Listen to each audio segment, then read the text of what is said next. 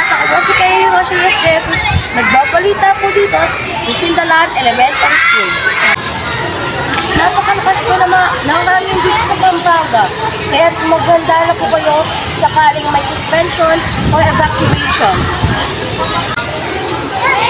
Nakikita na po ang mga puno. Nasira po dulot po sa Bagyong Dante na sobrang lakas at mahangin. Sir, nagkaroon na po sino. Ano po nangyari sa bahay niyo po na dumaan po dito ang Bagyong Dante? Ano po masasabi niyo sa bagyo? Kasi parang nagulat ako, lakas ng ulan tapos malakas ng hangin. Kaya nilipat yung mga buong namin, kaya nasira po yung bahay namin po. Okay sir, buti naman po sinabi niyo na po ng nangyayari at bibigyan ko kayo ng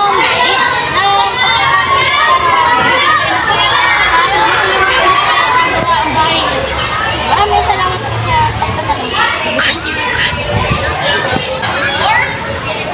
Kung napansin niyo po ang mga residente po kanina, madami din po nasalanta dulot po ng malakas sa bagyo at matinding pagbaha.